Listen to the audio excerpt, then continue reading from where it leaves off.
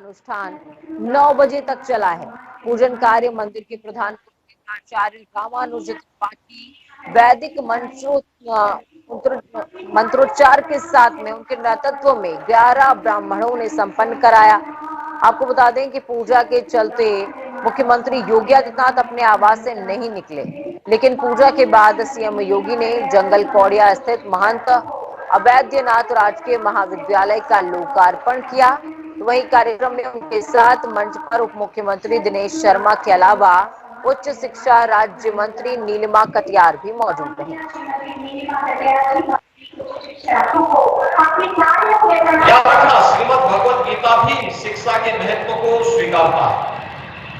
यद्यपि भारतीय मनीषा ने शिक्षा के महत्व को सदैव महत्व दिया और आज यहाँ पर उच्च शिक्षा का एक बड़ा केंद्र का शुभारंभ हो रहा है, जिसमें बालक और बालिकाएं एक साथ अध्ययन कर पाएंगे। उनके रहने के लिए व्यवस्था, 60 बालिकाएं और लगभग कितने ही बालक इस कैंपस में छात्रावास में अच्छी सुविधा के साथ रह पाएंगी। यह सुविधा दो छात्रावास भी यहाँ पर दिए गए। खेल कूद की एक अच्छी व्यवस्था, बहुत शीघ्र यहाँ पर ये स्टेडियम भी बनकर के पूरा तैयार होगा। यूनिवर्सिटी के जो अध्यापक हैं, जो और लोगों के अध्यापक हैं, उनको जो 5 इंक्रीमेंट मिलने चाहिए, इसके बाद उसका जो विधिक विश्लेषण है वो भी करने का आदेश हुआ है। विधिक विश्लेषण के बाद वो भी प्रस्ताव जल्द ही मंत्रिमंडल के तरफ से जाएगा। ऐसा मैं कह सकता हूँ कि शिक्षा के क्षेत्र में क्रांतिकारी परिवर्तन करने का एक यज्ञ चल रहा है। उस यज्ञ में आहुति एक एक करके डल रही है। हमारा विद्यार्थी अच्छा रोजगार पर शिक्षा प्राप्त करे। 4.5 लाख नौकरियां मिली है, जिसमें से 1.5 लाख नौकरियां तो केवल और केवल यहाँ पे शिक्षकों की भर्ती में मिली है। 17 अक्टूबर को सूबे के मुखिया योगी आदित्यनाथ बहराइच जिले का भ्रमण और लाभार्थियों को चेक वितरित करेंगे। योगी आदित्यनाथ पूर्व के कार्यक्रम स्थल नानपारा रोड स्थित चौपाल सागर के पास आएंगे।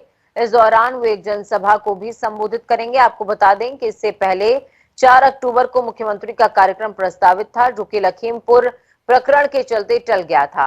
मुख्यमंत्री के कार्यक्रम को लेकर बेसिक शिक्षा विभाग के 14 शिक्षकों की ड्यूटी लगाई गई है। मुख्यमंत्री योगी आदित्यनाथ के कार्यक्रम को लेकर जिला प्रशासन ने तैयारियां तेज कर दी हैं। बीजेपी मुख्यालय में केंद्रीय मंत्री अनुराग ठाकुर की अध्यक्षता में भाजपा मीडिया टीम की अहम बैठक हुई। 2 घंटे तक चली इस बैठक में सरकार की योजनाओं और पार्टी की नीतियों को निचले स्तर तक पहुंचाने के निर्देश दिए गए हैं। बैठक में केंद्रीय मंत्री और यूपी चुनाव सह प्रभारी अनुराग ठाकुर ने ये कहा कि मीडिया विभाग के लोग पार्टी के ब्रांड एम्बेसडर के जैसे हैं।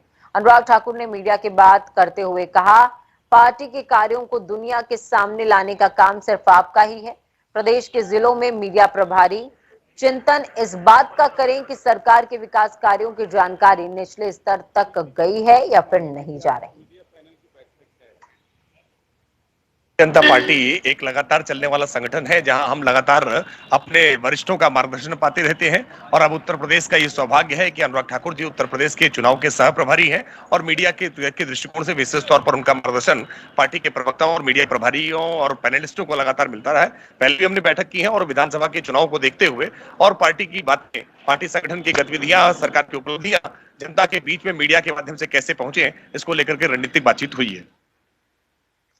आपको बता दें कि लखनऊ सीएम आवास के बाहर मंगलवार दोपहर मैनपुरी के किसुनी निवासी बिमलेश ने जहरीला पदार्थ खाकर आत्महत्या का प्रयास किया था। हालत बिगड़ती देखकर गौतमपल्ली थाने की पुलिस बिमलेश को सिविल लेकर पहुंची थी, जहां हालत नाजुक देखकर उसे ट्रॉमा सेंटर रेफर कर दिया गया। पीड़ित ने मैनपुरी पुलिस और प्रशासन पर मामले में कार्रवाई न करने का आरोप लगाया है। होश में आने पर युवक ने बताया कि क्षेत्र में रहने वाला सपा नेता लालू यादव जमीन पर कब्जा कर लिया है, फर्जी मुकदमे में फंसाने की कोशिश कर रहा है। पुलिस और प्रशासन के अधिकारी भी कोई सुनवाई नहीं कर रहे। सर अब 2-3 बार आ चुका है, हमारी कोई सुनवाई नहीं हो रही है। क्या मामला है? हमारा केस लगा दिया लालू यादव ने, सपा नेता साहब एक बीघा। क्या नाम है उनका? लालू यादव। क्या कर रहे हैं? उन्होंने साहब खेत लगा दिया हमारा 1 बीघा। कौन है आपके परिवार में? हमारी पत्नी है साहब, 2 बच्ची है हमारी। सुनवाई नहीं हो रही है? कोई सुनवाई नहीं हो रही सर हमारी। अधिकारी के पास गए कभी? हाँ, डीएम साहब, कप्तान साहब के पास 2 बार गया था, कोई सुनाई नहीं हुई। उत्तर प्रदेश में मौसम का मिजाज जैसे जैसे बदल रहा है, वैसे वैसे 2022 के विधानसभा चुनाव की सियासी तपिश भी बढ़ती जा रही है।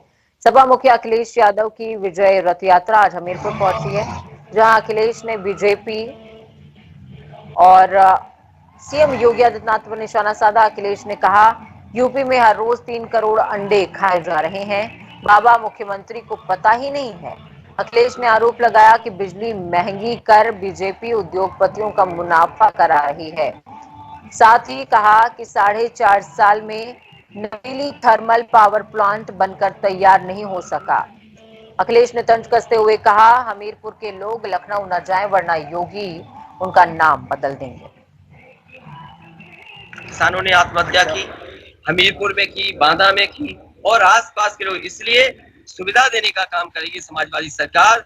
और चाहे सिंचाई की सुविधा देनी पड़े, चाहे किसानों के लिए जो मंडियां बनाना शुरू कर दी थी, कोई जिला नहीं बचा इसमें बड़ी मंडियां न बनाई गई समाजवादी सरकार में, चाहे वो जालौन हो, चाहे हमीरपुर हो, चाहे महोबा हो, चाहे ललितपुर हो, बड़ी बड़ी विशेष मंडियां बनाई गई।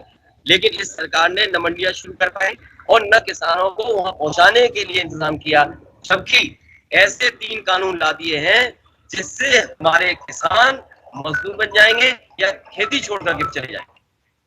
सामाजिक परिवर्तन रथ यात्रा लेकर आगरा पहुंचे प्रगतिशील समाजवादी पार्टी के राष्ट्रीय अध्यक्ष शिवपाल सिंह यादव ने एक बार फिर से समाजवादी पार्टी के गठबंधन की अपनी पुरानी इच्छा को जाहिर किया। उनका कहना है कि 2022 के चुनाव के लिए गठबंधन के लिए समाजवादी पार्टी उनकी पहली प्राथमिकता हमेशा से रही है और इस बार भी है।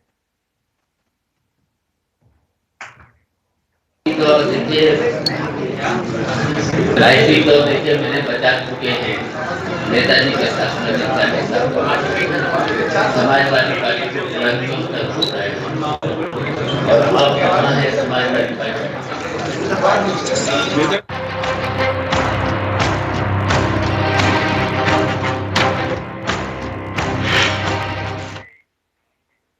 चीन के बाद अब भारत में भी बिजली संकट गहराता जा रहा है। दिल्ली में ब्लैकआउट की चेतावनी जारी कर दी गई तो उत्तर प्रदेश में 8 संयंत्र अस्थायी तौर पर बंद हुए। पंजाब और आंध्र प्रदेश ने पावर प्लांट में कोयले की कमी जाहिर की। ऐसे में केंद्र के सामने राज्यों की मांग को पूरा करना एक बड़ी चुनौती से कम नहीं है। केंद्र सरकार ने कहा कि ऊर्जा मंत्रालय के नेतृत्व में हर एक सप्ताह 2 बार कोयले के स्टॉक की समीक्षा की जा रही है।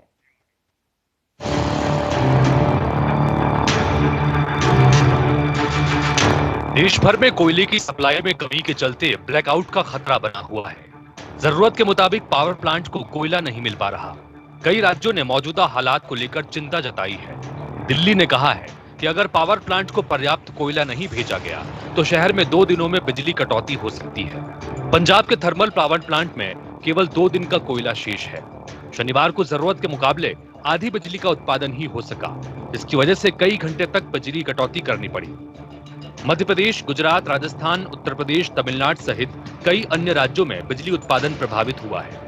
बता दें कि भारत में कुल बिजली उत्पादन का 70% कोयला आधारित प्लांट पर निर्भर है। देश भर में कुल 135 पावर प्लांट हैं, जिनमें कोयले के जरिए बिजली उत्पादन होता है। कोयले से चलने वाले इन 135 संयंत्रों में से आधे से अधिक के पास केवल 3 दिन का कोयला बचा है। ये संयंत्र देश को आधे से ज्यादा बिजली आपूर्ति करते हैं। कोयले के संकट के चलते 3 अक्टूबर तक 33 पावर प्लांट ठप हो चुके हैं, जिससे बिजली उत्पादन के साथ बिजली आपूर्ति पर भी असर पड़ा है। इस बीच केंद्र सरकार ने भरोसा दिलाया है कि आपूर्ति में जल्दी ही सुधार आएगा। बिजली मंत्रालय ने एक बयान में कहा है कि कोयले की आपूर्ति की कमी के पीछे कई वजह हैं। सरकार के मुताबिक आयातित कोयले की कीमतों में बढ़ोतरी के चलते भी सप्लाई में कमी आई है। बाहर से आयात होने वाले कोयले के दाम सितंबर-अक्टूबर में $160 प्रति टन हो गए, जो मार्च में $60 प्रति टन के आसपास थे। अचानक से दाम बढ़ने के कारण बाहर से आयात होने वाले कोयले में कमी आई और घरेलू कोयले पर निर्भरता बढ़ती चली गई। इस कारण आयातित कोयले से बिजली उत्पादन में 43.6% की कमी आई और अप्रैल से सितंबर के बीच घरेलू कोयले की मांग 17.4 मीट्रिक टन बढ़ गई। वहीं कोरोना के बाद अर्थव्यवस्था में सुधार के चलते बिजली की मांग में अभूतपूर्व वृद्धि हुई है, जिससे अचानक बिजली संकट की स्थिति पैदा हो गई। सरकारी आंकड़ों के मुताबिक साल 2019 में अगस्त-सितंबर महीने में देश में 106.6 बिलियन यूनिट की खपत थी, जो 2021 तक बढ़कर 124.2 बिलियन यूनिट हो गई। वहीं मानसून के दौरान कोयला खदान क्षेत्रों में भारी बारिश के चलते कोयला उत्पादन लगभग ठप हो गया, जिससे पावर प्लांट को आपूर्ति पर असर पड़ा। दूसरी तरफ महाराष्ट्र, राजस्थान, तमिलनाडु, उत्तर प्रदेश और मध्य प्रदेश जैसे राज्यों में बिजली कंपनियों पर पहले से ही भारी बकाया है, जिससे कोयला कंपनियों ने ऐसी कंपनियों को सप्लाई भी रोकी, जिससे इन राज्यों में भी संकट गहरा गया। चीन से शुरू हुआ ये संकट अब पूरी दुनिया के सामने चुनौती बनकर खड़ा है। तय है कि जल्द ही इस दिशा में कारगर कदम नहीं उठाए गए तो भारत में बड़ा बिजली संकट पैदा हो सकता है।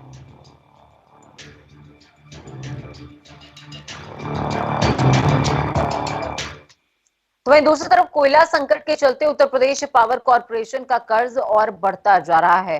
नवरात्रि और त्योहारों के इस सीजन में बिजली ना काटनी पड़े, इसके लिए एनर्जी एक्सचेंज के तहत बहुत महंगी बिजली खरीदनी पड़ रही है। 16 मिलियन यूनिट बिजली 15.85 रुपए प्रति यूनिट की दर से खरीदी गई है।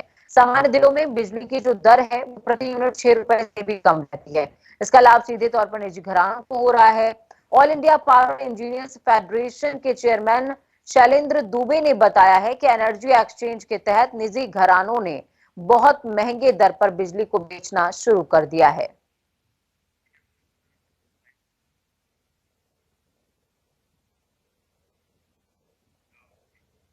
तो वहीं दूसरी ओर विधानसभा चुनाव से पहले कोयले की किल्लत के चलते उत्तर प्रदेश की पटरी से उतरी बिजली आपूर्ति व्यवस्था को सुधारने के लिए राज्य सरकार 10,000 करोड़ रुपए खर्च कर रही है। कोयले के साथ ही एनटीपीसी के बकाये की अदायगी करने के लिए ही इससे पर्याप्त बिजली भी एनर्जी एक्सचेंज से खरीदी जाएगी। सरकार ने कोशिश की है कि प्रदेशवासियों को बिजली की अतिरिक्त कटौती से जूझना ना पड़े। तो वहीं दूसरी तरफ उत्तराखंड का भी सेम ऐसा ही हाल है। वहां पर भी कई संयंत्र ऐसे हैं जहां का स्टॉक अब कम पड़ने लगा है और वहां भी बिजली का संकट धीरे धीरे गहराता नजर आएगा।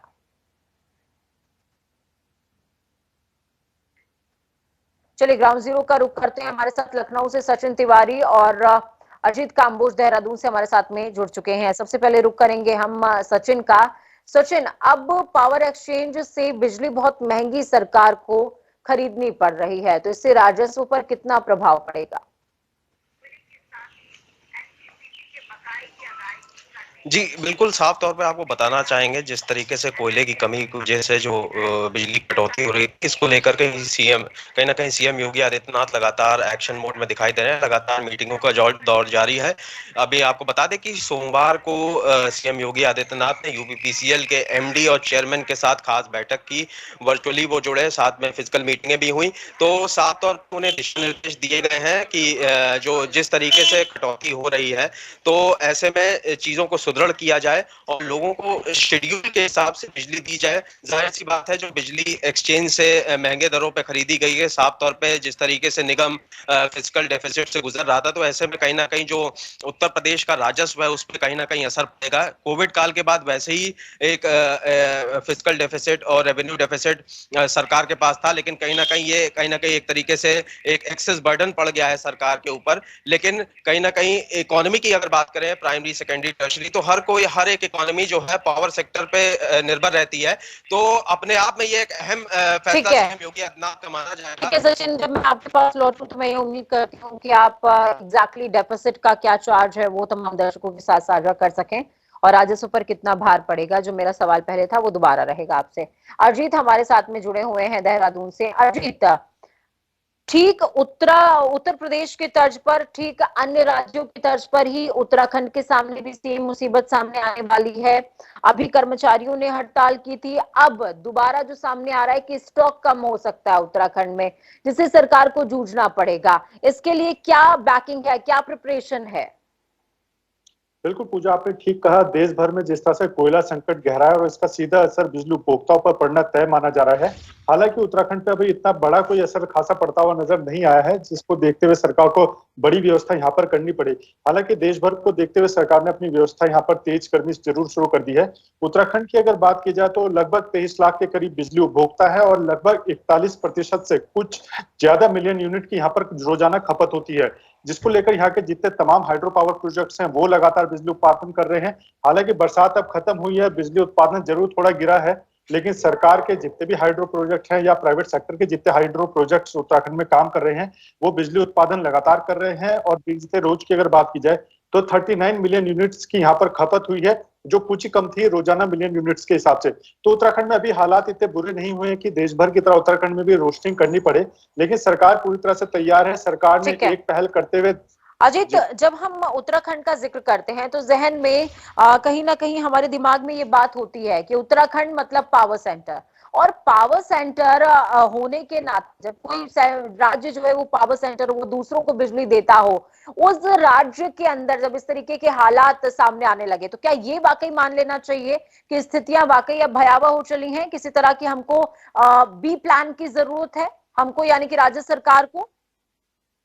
बिल्कुल पूजा, आपने ठीक कहा। उत्तराखंड की बात की जाए या हिमाचल या जम्मू कश्मीर, जो भी हिमालय राज्य हैं, यहाँ पर ज्यादातर हाइड्रो पावर प्रोजेक्ट्स काम कर रहे हैं जो बिजली उत्पादन कर रहे हैं। और देश के सबसे बड़ा जो हाइड्रो पावर प्रोजेक्ट है वो भी उत्तराखंड में ही है, टिहरी डैम, जहाँ से लगातार बिजली का उत्पादन हो रहा है। लेकिन हालात जिस तरह से देश भर में बिगड़े हैं, उत्तराखंड की अगर बात की जाए तो उत्तराखंड में टिहरी डैम मौजूद जरूर है, लेकिन जितनी भी बिजली यहाँ पर पैदा होती है वो सीधे सेंटर एक्सचेंज के पास जाती है और उसके बाद ही वो वापस उत्तराखंड को भी मिलती है। लेकिन सरकार तमाम नीतियां बना रही है, सरकार तमाम कोशिशें कर रही है सोलर पावर प्रोजेक्ट को बढ़ाओ। सचिन, मैं आपका रुख करूंगी, अगर आप ये तमाम जानकारी दर्शकों के साथ साझा कर सकें।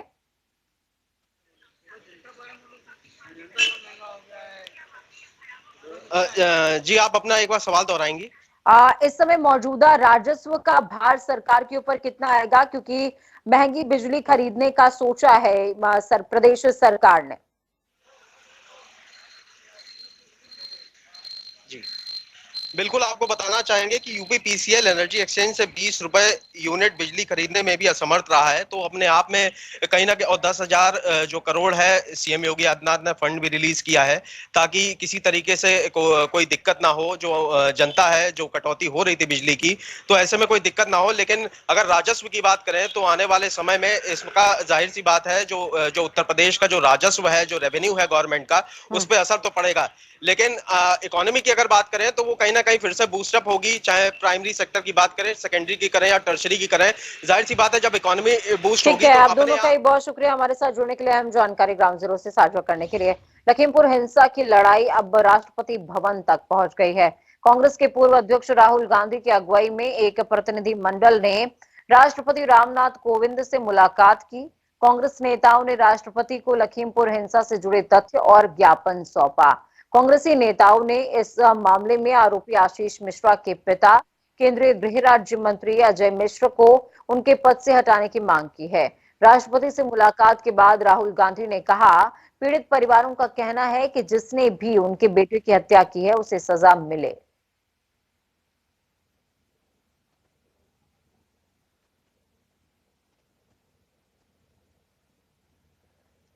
राष्ट्रपति रामनाथ कोविंद ने आश्वासन दिया है कि इस मामले में आगामी कार्रवाई की जाएगी और जल्द से जल्द कार्रवाई सुनिश्चित होगी। स्पर्श हमारे साथ जुड़ चुके हैं ग्राउंड जीरो से, दिल्ली से हमारे साथ जुड़े हैं स्पर्श बेहद खास आज की ये मीटिंग, क्योंकि लखीमपुर मामले को लेकर के कांग्रेस या यूं कहें कि विपक्ष स्टार्टिंग से ही आक्रामक रहा। लेकिन कांग्रेस के मेन तौर पर अगर हम कांग्रेस की बात करें तो कांग्रेस के तेवर ज्यादा ही तीखे नजर आ रहे हैं, जो कांग्रेस के लिए हो सकता है बेनिफिशियल भी हो।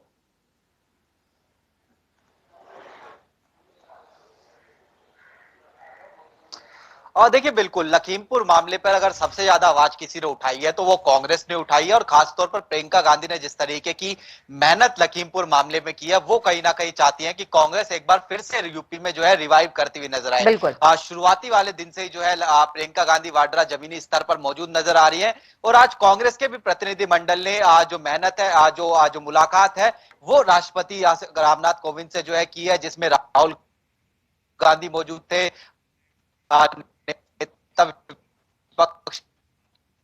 ठीक है स्पर्श, आपकी आवाज हम तक क्लियर नहीं पहुंच पा रही है, लेकिन जितनी बात मैं समझ पाई हूं, क्योंकि राष्ट्रपति रामनाथ कोविंद के पास कोई भी दल पहुंचता है तो उनको आश्वासन तो मिलता ही है, और ये उम्मीद भी की जा रही है कि राष्ट्रपति के पास पहुंचने के बाद इस पूरी हिंसा से जुड़े जो तथ्य हैं वो अब और तेजी के साथ, दुगनी स्पीड से, क्योंकि इस पूरे मामले में सुप्रीम कोर्ट का भी दखल हो गया, राष्ट्रपति का भी दखल हो गया, तो दुगनी तेजी से इस पूरे मामले की जांच होगी। प्रदेश के मुख्यमंत्री पुष्कर सिंह धामी आज बागेश्वर और किच्छा दौरे पर रहे। कार्यक्रम के अनुसार मुख्यमंत्री इंदिरा गांधी खेल मैदान पहुंचे, जहां कार्यकर्ताओं ने सीएम का भव्य स्वागत किया और स्थानीय डिग्री कॉलेज में आयोजित किए गए कार्यक्रम में मुख्यमंत्री धामी ने विधानसभा क्षेत्र की 5,957,00,000 की 21 विकास परियोजनाओं का लोकार्पण भी किया है। वक्त यहाँ पर छोटे से ब्रेक का। ब्रेक के उस पार खबरों का सफर लगातार जारी रहेगा। बने रहिए जनता टीवी के साथ, क्योंकि हमें आपकी ताकत। नमस्कार।